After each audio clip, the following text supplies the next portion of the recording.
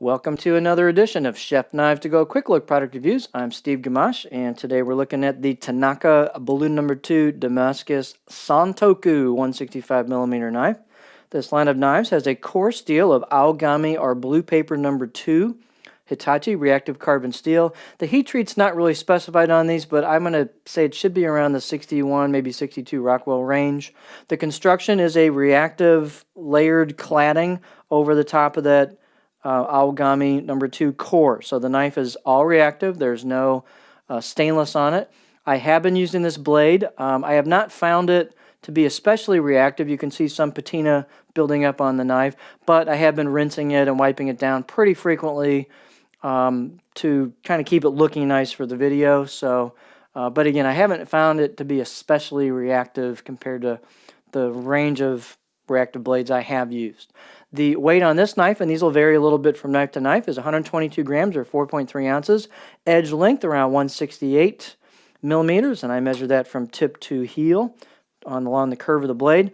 The overall length, a little over 12 inches.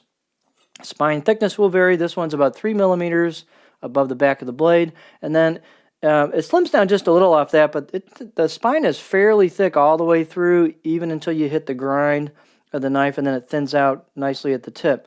Although I'll discuss it more, but the performance of this knife is far better than you would ever think looking at that lack of distal taper. The tip really goes through stuff like onions extremely well. As I was amazed at how well this went through soft product. The blade height is 47 millimeters on this one. Handle is a basic D-shaped Howood buffalo horn ferrule, nothing fancy. Reasonably good fit and finish on. I've got a little bit of a bump there between the Howood and the ferrule, but you could sand that down if you wanted to. Handle circumference on this one's about 70 millimeters right here, and it's a little smaller than some handles, but it fits the blade pretty well. Don't be too scared if you're a lefty of this D-shaped handle. If you're a pinch gripper like I am a lefty, and since your hand's up here, you're not putting your thumb on that. To me, it makes no difference at all. So it does not bother me one bit. So don't freak out if you're a lefty and say I can't use that. If you pinch grip, no biggie. By the way, you've got a nice generous gap here between the choil and the handle start, so you've got lots of good spot there for your finger to crook in there for a nice pinch grip. It's very comfortable on a pinch grip. The balance point on this blade, as long as we're at it, is just about right on the money for me at my pinch grip right there, and so real nimble feel. Let's take a close-up look at this knife. One of my favorite features about this knife is the kanji, and it's got a great hand-chiseled, deep kanji, very crisp edges on it. You can feel it when you run your finger over it. It's just a real nice feature of this blade. And you can see the layered cladding with the etching to show those layers, the frosted look, into the generous core steel showing at the edge. So they've got a thin grind on these. On the back side of the blade or left side, you've got some embossed kanji there. Fit and finish on the blade is really pretty good. They have the top of the blade, you can actually see the layered effect, and you can see the core steel showing at the top when you look at it closely. And then they finished off the top spine a little bit, and also the back of the blade, the choil into the neck. So it's really comfortable right out of the box. Out of the box edge, I'll give this a 5 or 6 out of 10. It had a pretty good out of the box edge. I stropped it a bit, and it definitely sharpened up and touched up nicely. I went ahead and put my own edge on this knife, and it sharpened up great. And we'll get razor sharp, being a nice Hitachi reactive carbon steel. The grind on these is really exceptional. It's kind of a somewhat unique grind. A lot of knives like the Yuki will have a real sharp shoulder off the flat of the blade right down to the edge, and you can just see it real easily.